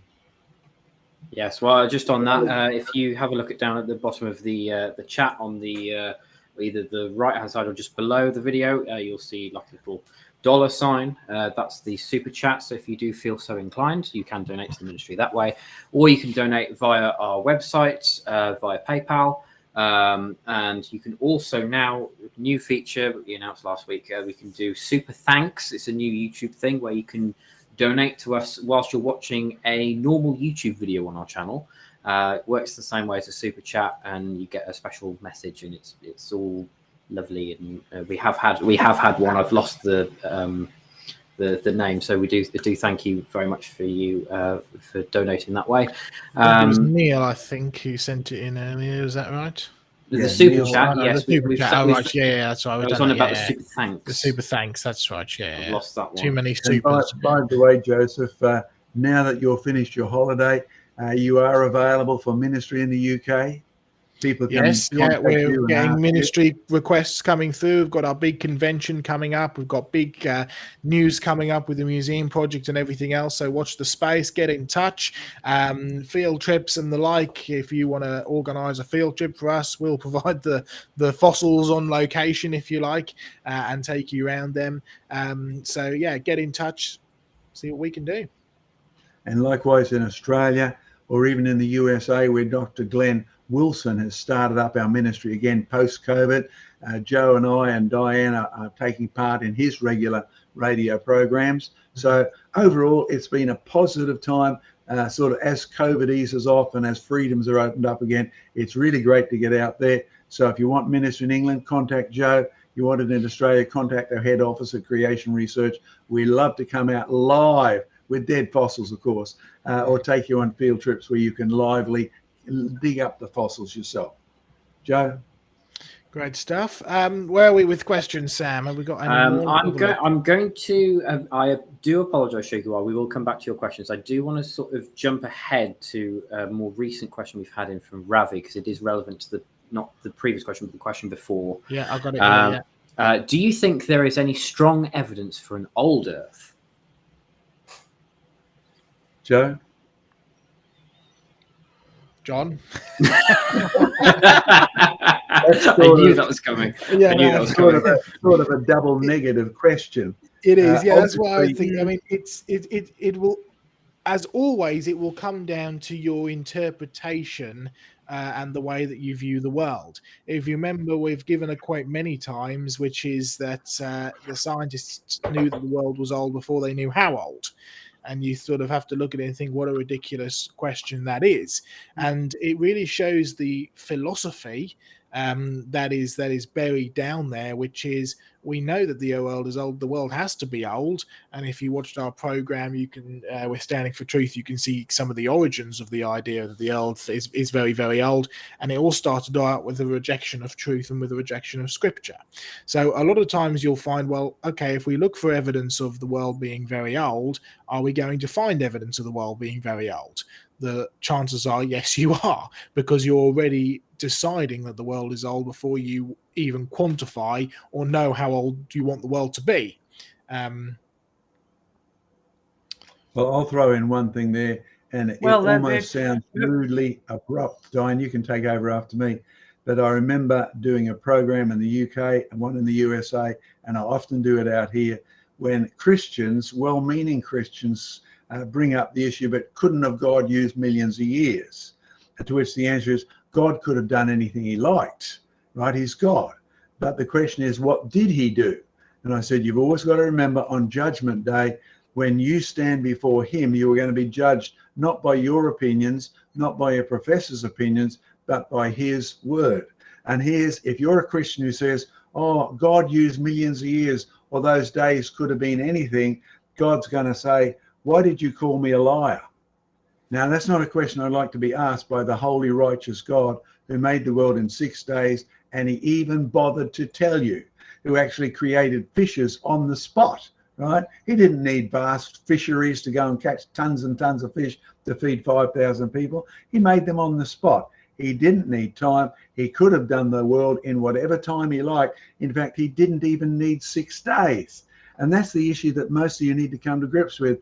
God only needed his will to be done, and he made the world in 6 days and rested on the seventh. And I've said it before and I'll say it again, he had a theological reason, not a pragmatic necessity to use 6 days. He used 6 days and he rested on one. Did you remember the talk I gave? The reason is so you would know who Jesus Christ was, because that's the one law the Jewish rebels wanted to trap Jesus into breaking, and it's the one law he kept all his days. They would know that Jesus was God, he was holy, because he never even broke a whisper of the law, including the 6 days of creation and the 7th-day rest. Think that through. Look up some of our... Can they watch our back programs on this, Sam? How would they do that? You would, in regards to... Any program they want. Can they choose? What on the stream? YouTube, yeah. You can just go back through the YouTube and just watch whatever you want. It's all available. Okay. But yes, but just for you, Shoghiwar, the super thanks is only available on just normal static YouTube videos, not the live stream. The super chat and the super stickers are exclusive for live streams. So I don't like the naming of the YouTube things. It's very confusing. It's all too super and it's too much for me.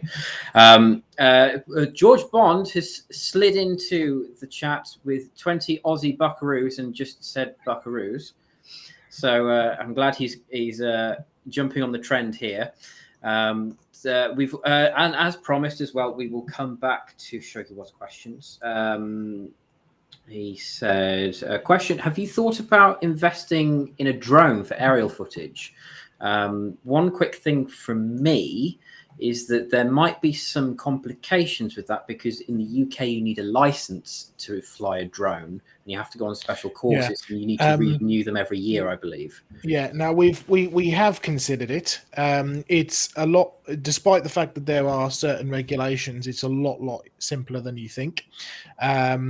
There, you don't need a license to have for all drones. It's only drones over a certain size and a certain power. We would want to go over that certain size and power if we were going to invest in one. But I've recently been involved with a television studio company who are working on a new documentary with me. So more news of that at some point in the future. But they were using drones and stuff as well. So we went through their drone expert and spent a lot of time talking about them, right? Because there are some pretty spectacular types of footage that you can get from it.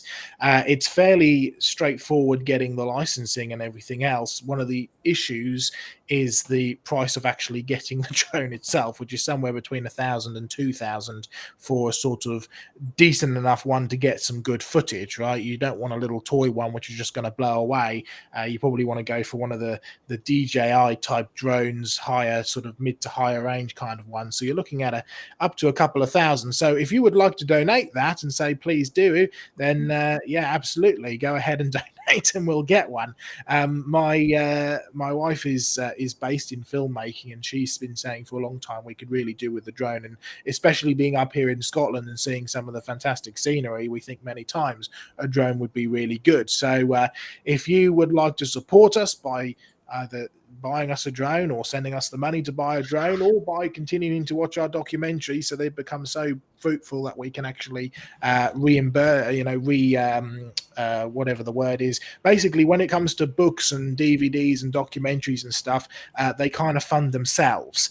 So any profits that we take from the books and DVDs go back into producing more books and DVDs and documentaries. So just by going to creationresearchlive.com and watching stuff there and donating on super chats and super thanks and super duper whatever, you'll be helping us to actually implement these. But yes, it is something we've considered.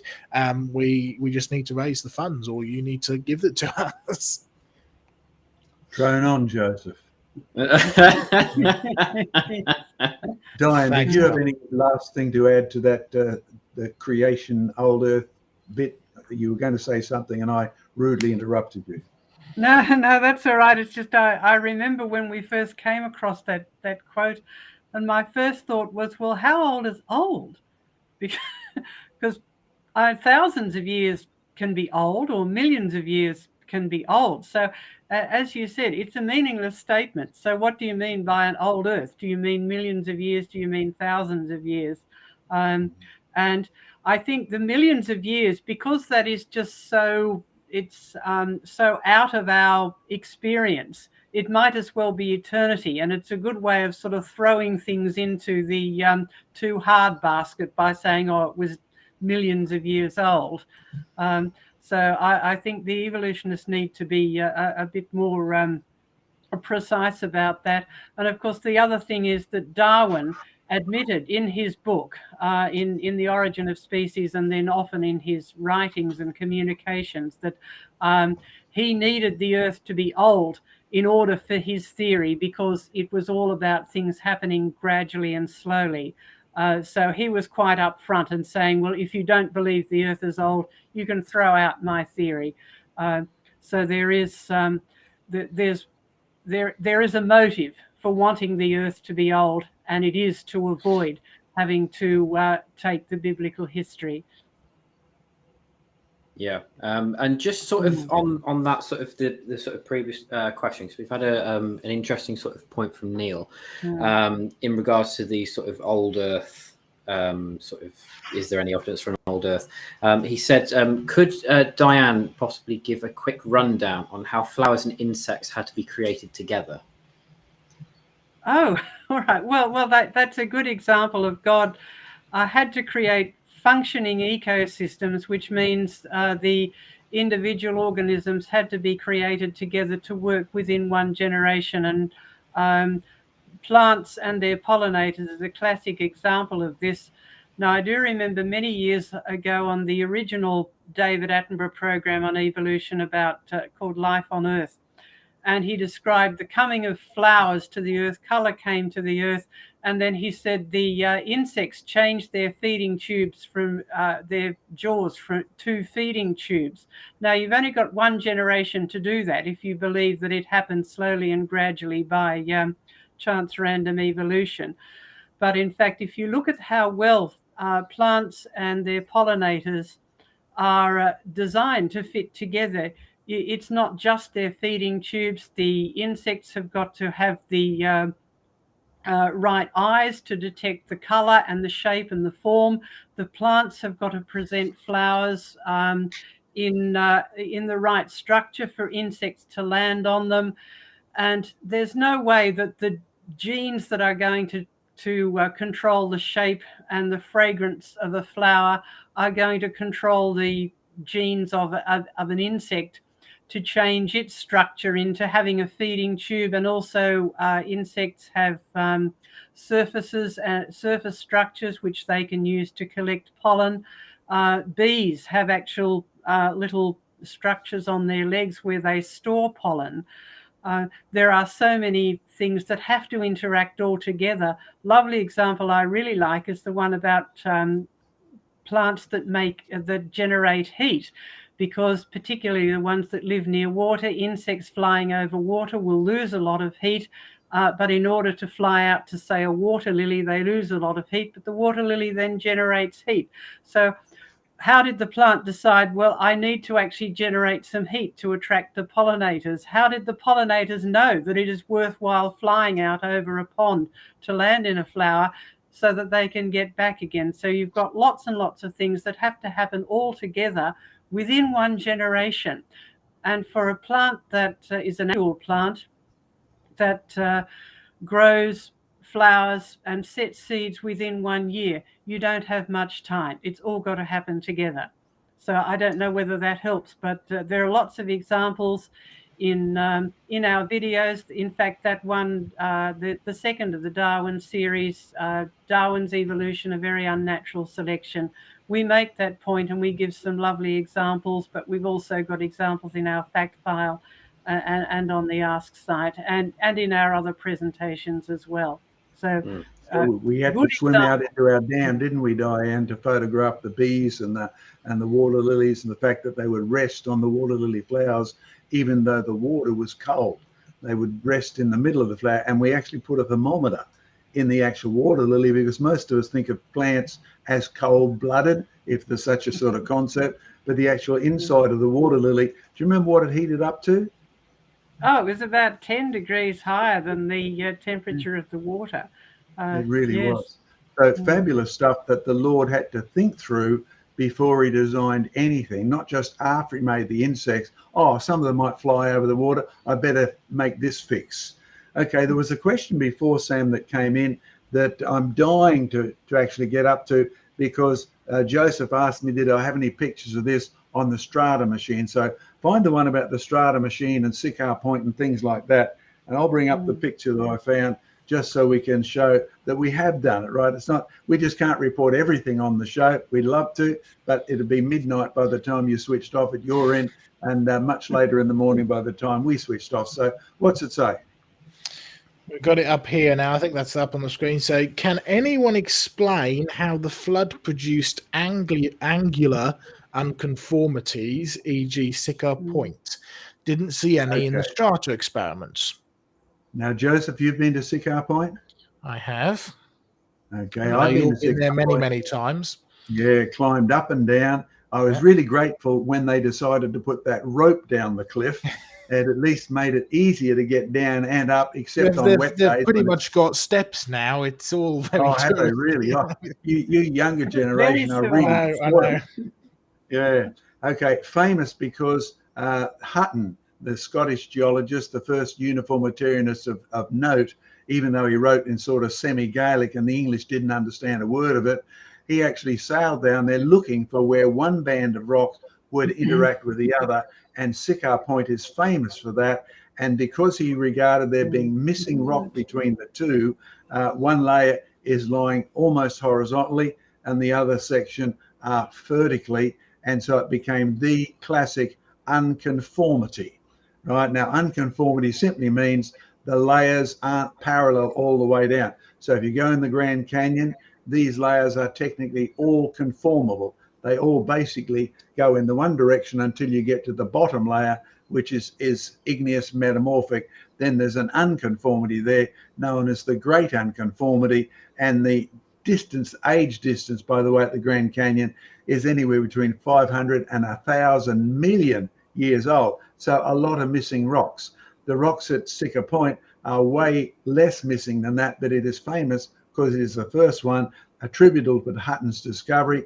Bless him, he did a good job rowing down the coast. You imagine that? I've seen some of the seas at Siccar Point and needed to escape back up the cliff to get away from them. So he did a good job. He landed at Siccar Point, noted it, sketched it. You can still have a look at his sketches. One layer goes almost horizontally and the other comes up. And the question was, I didn't see any of these formed in the strata machine. Well, that's because we haven't showed you every bit of the strata machine. But to give you an illustration, I'll hold this up to the screen. Can you see the bottom layers are inclined? Can you see the top layers are almost horizontal? Now, all of that is formed by one flow. Now, this is the point that's amazing people at Jurassic Ark when we run this. There's not two multiple flows in here. There's one flow, right? And the angle at which the layers lay down, despite Steno saying the bottom layers get there first, what you'll find is the layers deposit parallel to the direction of the current. So when you actually see the current flowing along, if it hits an obstacle, then it bounces up. The next set of layers go parallel to the current. If it then straightens out again, the next set of layers go horizontal. So when you see this one here, see the top layers, the dark stuff, see the bottom layers with the angles of dark and light, that all comes in the one flow. And where you see the top ones semi-horizontal, the ones at the bottom are quite markedly inclined, that's your Siccar Point type unconformity. And so, yes, you can do this even with one big flow of water. As amazing as it may seem, surprising as it was to us, you can illustrate unconformities and even disconformities. Disconformities, that's where one layer goes here and then you have another layer, but your theory tells you there's hundreds of millions of years of deposition missing. Missing because in your head, you've got a story about the rocks. When you see the real stuff, it just seems like one layer is sitting upon another. So yes, to our viewer, thank you for encouraging us. If you want to support all that research, yes, it does take money. It does take support. Get on there now. Encourage Sam and Joe with Super Chat and Diane and me as well.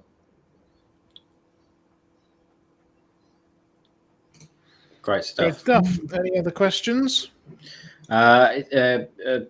Previously saved or otherwise, because we've had quite a few more. Let's go with some new questions. It's good to deal with them live while we go. Okay. Anything else? Because we've got about another just under 10 minutes or so. So let's try and do one or two more quick questions. Well, Jim P had an observation, which unfortunately we'll have to save for another time. Otherwise, we might lose the remainder of our time.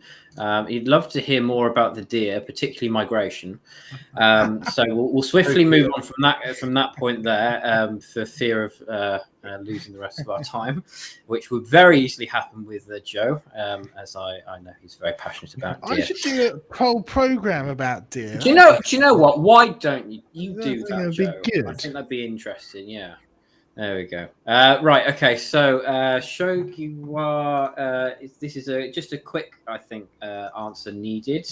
He said, "Are the layers in water the same as a rip current?" Well, we had a rather famous rescue last night on television. One of our weather forecasters was actually doing the weather on the beach when a kid got into trouble behind him in the surf. So it was rather spectacular because he actually abandoned his setup for the weather bureau and as quite a powerful swimmer went and rescued this kid. So full cheers to him. Congratulations for Channel 7 for putting up with this. But you saw the kid caught in a rip current. Now, for those of you who've never been surfing, a rip current is when the current is coming in, then almost as if you get two currents and then they turn and they move out again. Is a rip current the same as the layers in water? The answer is formed differently, but the end result is the same. You will have currents going in this way at the same time as you have currents going this way. Principle, the water exists in layers no matter which way they are going. Let's do it vertically. World War II, submarine captains hear an enemy ship coming. Their sonar gives the ship away, so they dive immediately. Where are they diving for? They want to get under a layer, because in the water, the layers are doing this. One layer is going that way. The ship's sonar will bounce off that layer. Underneath that layer, it's really a good protection. You can hide under that layer. So whether it's horizontal and making rip currents, or whether it's vertical and giving the submarine captain a place to hide, the water exists in layers, and it's a real phenomena, and don't get caught in it. And as the Weather Bureau man said, don't go swimming at dusk, right? That's when the kid got himself in serious trouble. Okay, Joe, anything to comment on that, or Diane? Yeah. If you want to have a look at the specifics of a rip current, if you imagine my face is the beach, right? What you'll usually have is slightly out in the water, you'll have two sandbanks. That's these things here, right? And they're creating a channel in the middle. And the tide is coming in or out, and you've got the water which is sweeping over the top of these sandbanks into the hollow at the beach here, and then it's rushing back out towards you, which is where the sea is. And so you've got this continual motion of water coming in and out at the same time, right? Now, you've got flowing water, but what's causing these different, what's causing the rip current in the first place, really, are these sandbanks, the thing that's pushing this water down to actually cause it to have enough potential energy to actually spin back around and go the other way. And something that I remember, even when being in Australia and watching the strata machine, and John and Diane, who've seen it more recently than me, can comment on it, is I remember watching as the water was flowing and the water was carrying the sediment and it was depositing the sediment.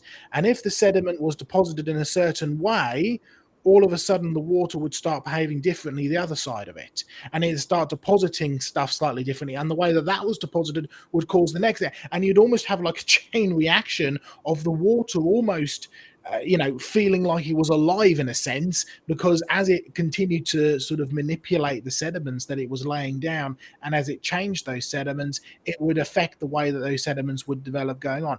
And obviously they've been those experiments have been worked on since I was there, and I was continually the experiments have been continually worked on to the point where you can now make it and you can see the fountains of the deep, like the program that John did, which is up on YouTube now. You can see cross-bedding, you can see unconformities, you can see all sorts of stuff happening, and it really comes down to the way that these sandbanks have been deposited in the first place, if you like, and it's all been done under flowing water. Joe, just to make one comment there that people need to get clear. The thing that amazed us is our water was depositing this way, and then when this phenomena occurred, the interesting thing was the actual stand started to deposit in the reverse direction.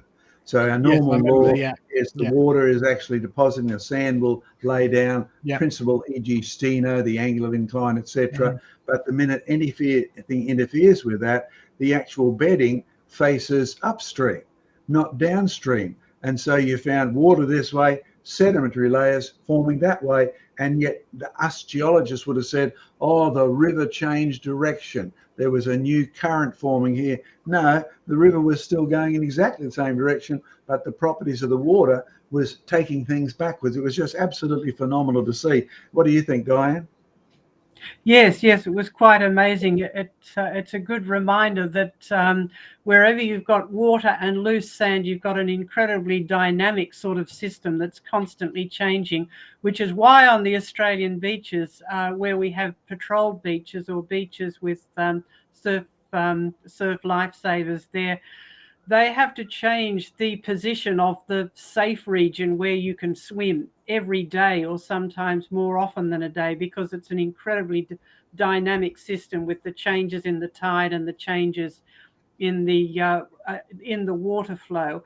And so that's what we were seeing in the strata machine, this really dynamic system where just very, very small changes can result in significant changes in the pattern of the flow and the rate and the direction of the flow. So flowing water is amazing stuff, very dynamic. But when you get constantly. back to Noah's flood, and you remember the water is coming around the world twice a day, with the stuff added on by the rain, plus the stuff from the fountains of the deep, which are going to produce alternative force directions. Don't think it's just going to be one layer all around the globe as a result of Noah's flood. You're going to have water going this way, and within that, you're going to have current bedding going the opposite direction. And the normal geologist would get there and say, oh, for millions of years it went this way. Then you had a change there was a river valley forming. No, this can all come from the one flow in the one direction, and it's just amazing. So the strata type machine, go back, have a look at the fountains of the deep, have a look at those, and then make sure you think, water has properties, and these are ignored by the average evolutionist. Time is not one of them. Process is the real issue. What process is happening? The behavior resulting from what water is doing, even when it flows in one direction and can produce layers going in the apparent opposite direction. Great stuff. Do you want to do one more, or do you want to leave it there? Let's do one more quick one, and we'll probably keep it short, but then let's wrap up after that. Okay. Well, Ravi came back and said, I'm not sure why the answers so far to his question are reluctant to actually give a specific answer. Went on to say the heat problem, for example. What was the question that you wanted to about evidence for an old Earth?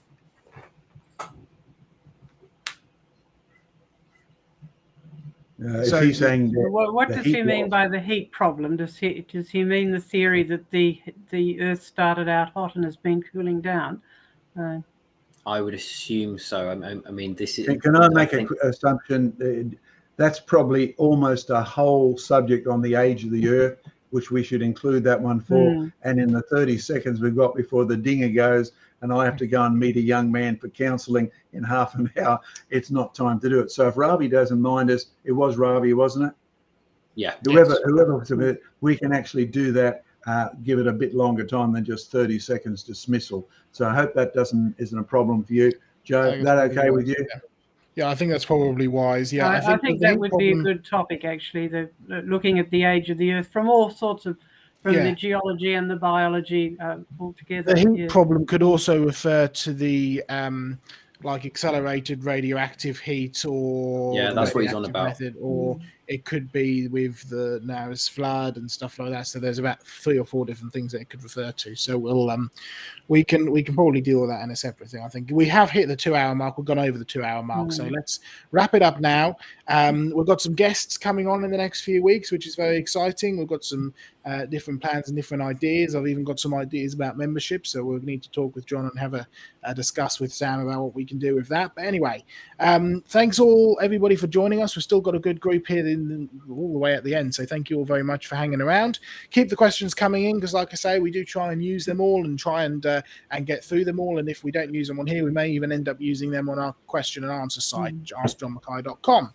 So go and check that out. Go to creationresearch.net, click on Q&A, takes you straight through. Make sure you get your tickets to the convention, because the early bird offer is running out very soon. And yeah, we will see you next time. Any last words from anybody before we wrap it all up? Goodbye, and have a good evening over there. Diane, goodbye. Yes, goodbye, and come back again next time. Yes. Great stuff. All right, guys, God bless, and we will see you soon.